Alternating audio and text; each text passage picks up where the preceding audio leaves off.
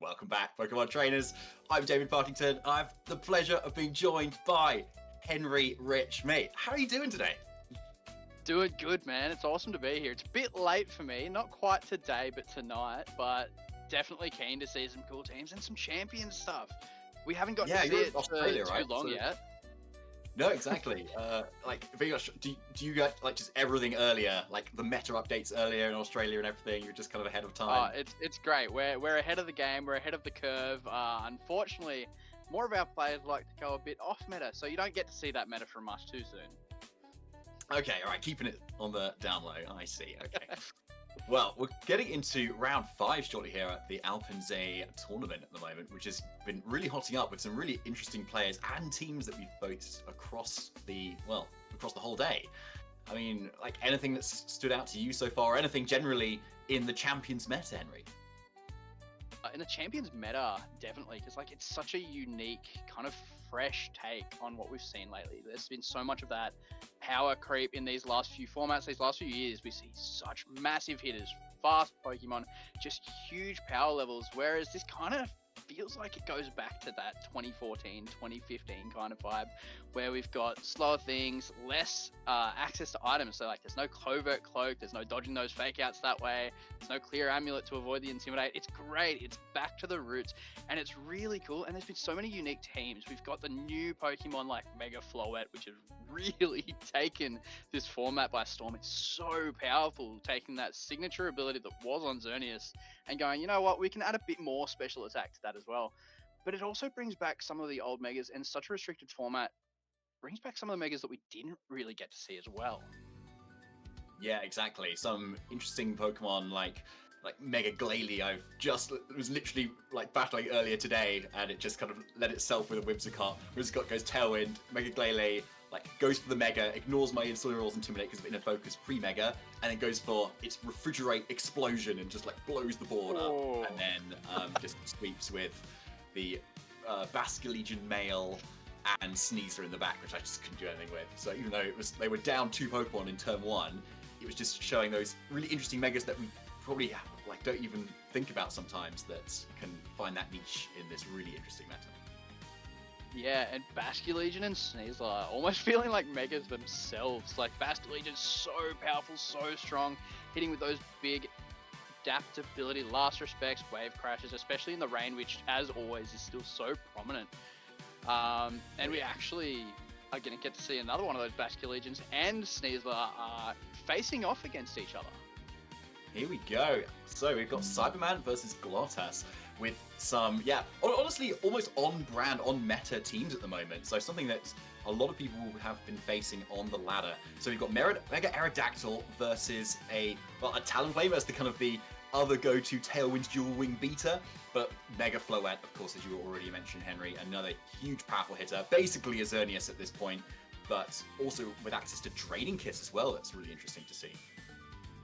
Yeah, that Draining Kiss, coupled with that Calm Mind, not getting quite as much of a boost as Xerneas used to, but still with that bigger special attack stat, hitting just as hard, and that Draining Kiss really important for making sure that your Mega Floette sticks around. A lot of these teams that are kind of centralized around it, as we see both of these teams opting for that Mega, they really like to protect that Floette. Once it's set up, it's such good damage. You want it sticking around as long as you can, and you're not always going to get to have something like that Sinus chart next to it, healing it up with Life Juice or that Hospitality ability. So getting that Draining Kiss recovery is really, really important. And yeah, something that I've found really interesting in Champions. We've often seen these big priority Tailwind users fighting for dominance in these formats. We've seen Whimsicott, Talonflame over the years. Tornadus is a big one that we don't get in Champions, but is always around and fighting for that top spot.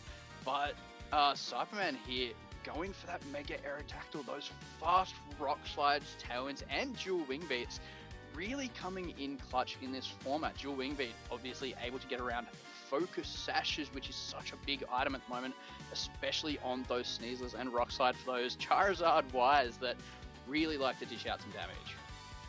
Yeah, they definitely do. It's been a really good anti-meta, becoming the meta sort of pick right now.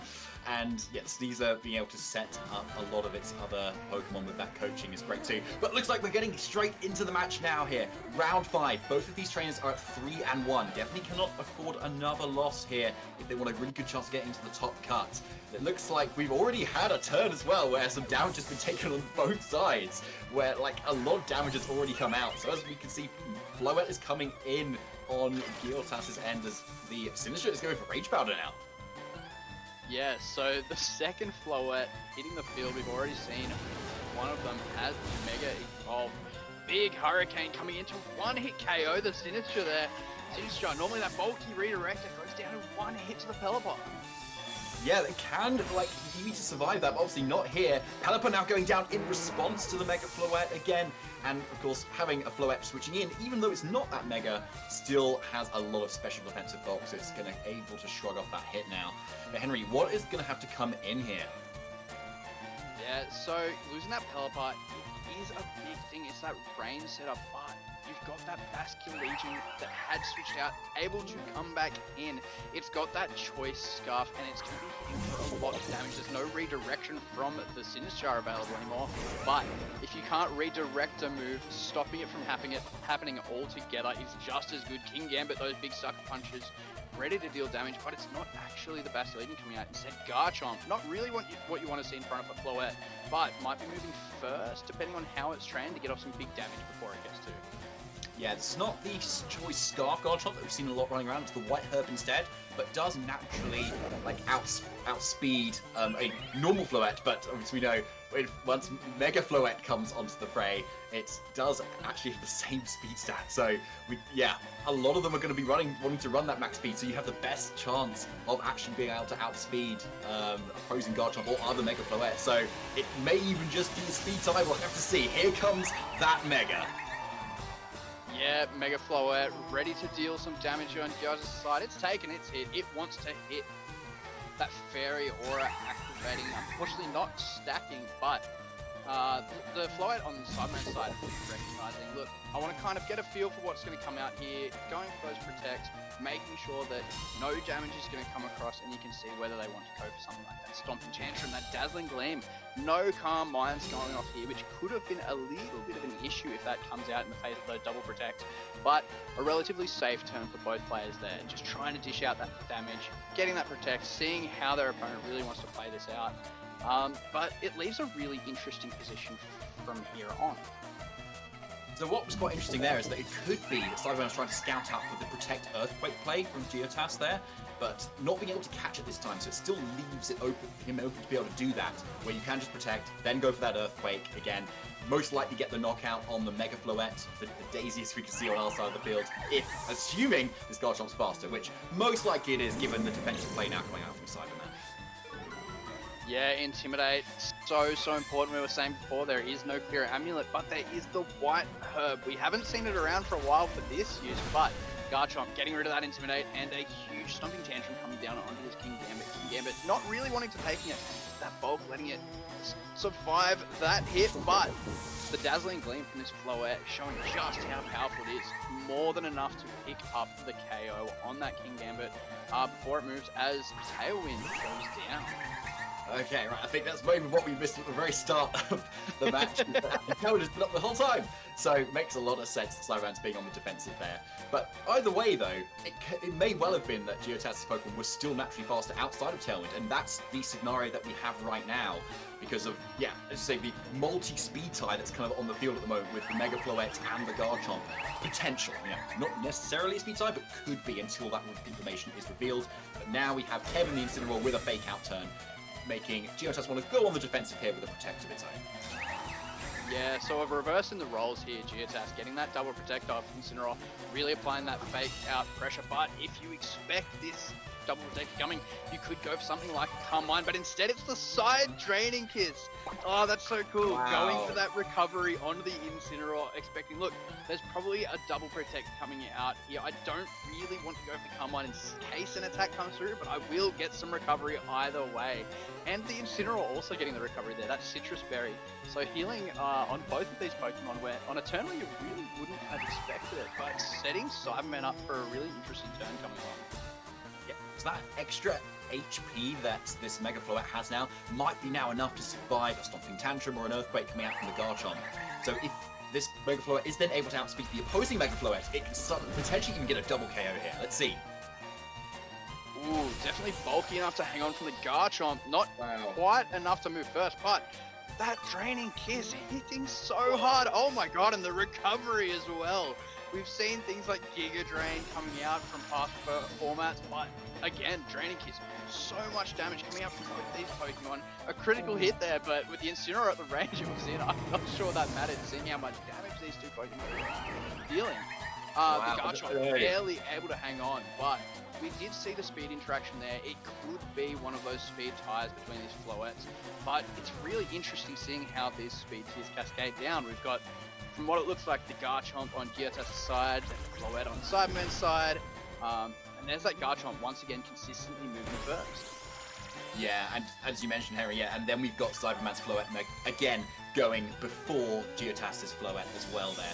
So there's the Dazzling Gleam coming out, and it's going to be a lot of damage with that Fairy Aura, but still not enough given the massive special defense this Mega Floette has. But we know that Basque Legion's in the back as well, so yeah. Cyberman goes into the forfeit and Giottas takes game 1. Yeah, having the threat of that Basque Legion in the back is always just so good. That last respects, it's really what you want to kind of back up your team, round out a game, because look, even if you're kind of on the low end, you might only have that one Pokemon left. That's where Basque Legion really thrives. It's going to dish out massive damage, and it's not really one of those flimsy Pokemon that we've seen a lot of recently. So many Pokemon in the last few years have been, look, I'm going to hit you for massive, massive damage, but I don't really want to take a hit myself, whereas Basque Legion actually has a decent amount of bulk. So running it with that adaptability and Choice Scarf, it's quite likely to take at least a hit, maybe even two, and it just makes it so nice for rounding out those games.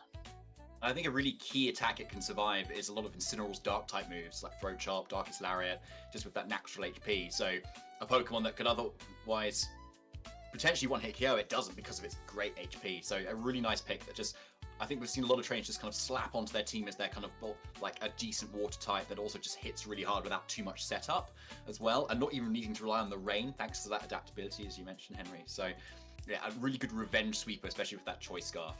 But obviously now we've got to think about how is Giottas going to, or Cyberman even, sorry, going to respond to Giottas' offense and that Garchomp that just sat on the field the whole time. Yeah, we saw from the get-go, the speed control was really in Giottas' favor there. Something like maybe going into that Aerodactyl, maybe getting a bit more speed on his side, or something like this as well, relying on that priority attacks from the Kingambit could be a really way to get around that and kind of navigate that. You've got the fake out pressure here into that Garchomp, and the Kingambit, while it doesn't really want to take something like maybe an Earthquake or a Flare Blitz, this is the perfect opportunity to start getting some damage down, at least shutting down that Gale Wings on the Talonflame so you can make sure it's Sucker Punchable on the next turn. Yeah, you certainly can. That would be really nice to get off at the moment, but I think there's no punish for Giottas to just double protect here on this turn because there's no Swords Dance on this Kingambit. And so it might be that Cyberman wants to consider just a turn 1 switch out with the Incineroar, try and maintain some momentum so you can switch it in again and intimidate these two physical attackers once again. And I think that's what we're seeing. Yeah, it's been really interesting. We used to see a lot of Swords Dance, Kingambit, but now in Champions we've really seen a lot just starting to pick up either Iron Head or Low Kick. Just that extra coverage option has been so important in this kind of toned down meta that we've come across. But as you said, there's that Incineroar switching out, making sure, look, that White Herb's gone, I can intimidate that Garchomp on a future turn now, but the Floette switching into a full power Earthquake, while the Will-O-Wisp doesn't find its mark, that Earthquake definitely does. And the speed control is still kind of available on Giottas' side there. Without the Tailwind, he still has the faster Pokemon, and is really threatening to deal a lot of these damage to these two Pokemon. Yeah, it was a really nice play there from Giottas to not kind of just fall for the obvious double protect there, because I guess if Cyberman does go for the attacks, it's still not the end of the world. He's most likely not getting any sort of one-hit KOs, so you can still do something about it in the next following turns. And having that Talonflame on the field is just really nice, threatening down that Kingambit with those Will-O-Wisps. You can't even Sucker Punch it either. It's a really nice thing to have on the field right now. And yeah, with Mega Floette taking a lot of damage on the way in, this dual wing beat plus another attack might even be enough for a KO. Yeah, dual wing beat there. Giottas not opting for that Brave Bird, choosing instead to keep that Gale Wings intact. But interestingly enough, we haven't seen a Mega Evolution on this Floette, as the Floette does go down. King Gambit taking a little bit over 50% health there, as it returns with a big Kowtow Cleave coming down into that Talonflame, almost enough for a KO. But seeing a lack of Mega Evolution there might be a hint of what might be lurking in the back, maybe an Aerodactyl. Yeah, exactly. Perhaps wanting to kind of preserve that or preserve that information, but yeah, looks like it doesn't seem to be making too much difference here with the Sneasler now coming in. So it maybe could have gone for that Mega Evolution, but it doesn't gain a lot of physical defense, I don't believe Mega Floette does. So perhaps just knowing it's going to go down anyway, maybe wanting to kind of set up in front of some physical attackers either way, and then Mega Evolve when you need to. But either way, Casino the Sneasler is now in here. I see where you go with this, Cyberman. I see. And then now obviously providing a lot of fake out pressure going to this turn. Yeah, so no fake out actually coming out here. Instead, just a sucker punch with the Garchomp, bringing it just below 50% health. As the Talonflame moving before the Sneasler, even without that Gale Wings, going for that Will-O-Wisp we saw turn 1, burning the Sneasler, making sure it's not going to be doing a whole lot of damage as Sneasler follows up that big sucker punch with a close combat. But thanks to the burn, Garchomp is able to hang on. This Talonflame Garchomp combination has just been really good and really troublesome here for Cyberman to deal with. Just that option of not even the speed control, but the damage mitigation in that mode is so threatening. While Garchomp's been able to just sit there clicking Earthquake. You don't want to be having 3 Pokemon weak to Earthquake around. That's what is left for Cyberman, or what was left. Garchomp's Earthquake coming through, hitting its mark, getting a double KO as Cyberman seeing the writing on the wall there and sees the game. Wow, that's a 4-0 there in that second game there for Giottas. That was, yeah, incredibly played and like just really well played, like an amazing lead, and also calling that turn 1 of just, it would have been such an easy double protect, right, wouldn't it? And then suddenly just going on the offense anyway, just in case, and then chipping down that Floette enough that you can force it to just go down the following turn. I think otherwise it's going to survive that turn, get off a lot of big fairy moves into that Garchomp and finally deal with it. But yeah, just kind of maintaining the offense, maintaining the lead that Giottas had seemed to be what made him win the set. Yeah, like that Garchomp, that Talonflame, they've got such good synergy. Talonflame being able to go, look, I can Tailwind, I can give you the speed boost you need, I can stop things from hitting you just as hard, just go do what you'd like. And Garchomp just happy to sit there clicking Earthquake all day next to that flying typing. Even has the option to go for those single targets in case there's a wide guard there, Rock Slide. It used to be a powerful combination. It's been a powerful combination in the past, all the way up to some of our latest formats on Scarlet and Violet. And here once again showing why it is so good. A huge 4-0 against what is a really powerful team. We saw the Incineroar there. Arguably the best Pokemon we've ever seen in history. Mega Floette, the Pokemon that has taken this format by storm. King Gambit, such a powerful attacker. Like all of these Pokemon, but they just folded to that Garchomp and Talonflame combination that just applied so much pressure. That White Herb, it went on turn 1 and the Incineroar switched out. But even when it switched back in, it just wasn't enough. No, it just goes to show that like just raw stats is just pretty good, isn't it? Like Garchomp effectively doesn't really have an ability that it kind of builds around or anything. It just kind of punishes some contact moves occasionally. But it's great stats, great speed, ground typing is just really good generally, isn't it? It's the type that is the super effective on the most types, being 5 different types. So you're likely to be able to get a lot of mileage from ground moves. So, and then you want to hit Mega Floette on its frailer physical side. And that's exactly what it was able to do. So I think what you mentioned, Henry, earlier about like kind of switching up to the Mega Aerodactyl might have been the play going into this second game to kind of at least try and match that Tailwind, because it looks like Cyberman kind of lost to a Tailwind sweep, and here it is again with no kind of punish of that either. So perhaps something to kind of for Cyberman to kind of go forward and think into the future a little bit there, but almost had it with that turn 1 of that final game 2. Yeah, like we saw in that game 1 that Garchomp came out and it was outpacing everything. The Mega Floette, which had the chance to be kind of at that same speed tier, just consistently wasn't hitting the mark. It wasn't getting over that Garchomp. That Garchomp was just moving first. And that was even after the Tailwind had expired as well. And Mega Aerodactyl in this situation, especially once you've seen kind of game one, that Pelipper come out, that Basculin Legion, it can be a bit scary to bring it there, but having Incineroar and Sinistcha as options, even the King Gambit just to pressure the Basculin Legion, lets you kind of have that flexibility to go, look, I'm going to be getting a Tailwind off here, regardless of if you like it or not, or if I lose my Mega Aerodactyl on the first turn or two, it will be getting Tailwind up. I will be either moving first or at least matching that pace with you, and it's really important because once kind of the slower stuff starts going, or if you can't really get a bit of momentum, you can't let your opponent with such powerful Pokemon get that much momentum, especially with those spread moves. Spread moves have been something that we've seen kind of just increase in popularity, even with the rise of kind of that mitigation in the last few years. We've seen a lot of Intimidate, Wide Guard, Grassy Terrain, stopping Earthquake. These spread moves just get more and more powerful, and if you give an opponent two, maybe even sometimes just one turn of momentum with those, it can really spiral out of control, and you can't really afford to let that happen. Yeah, it's a really good point. Those spread moves are just incredibly good, aren't they? And that's why we've seen some Wide Guard occasionally popping up still in this meta at the moment, haven't we? Usually it's kind of an adaptation that trainers make kind of later on when they kind of realize what's becoming popular, where you go, okay, right, there's some really good spread attack users at the moment. I'll use this tech move Wide Guard. But actually, I think we've been already seeing it from maybe day 2, day 3. Mega Aerodactyl running Wide Guard sometimes, or even non-Mega Aerodactyl. Pelipper running Wide Guard. Aegislash running Wide Guard as well. Saying that, none of these teams had it, but I'm sure Cyberman was maybe hoping that they did.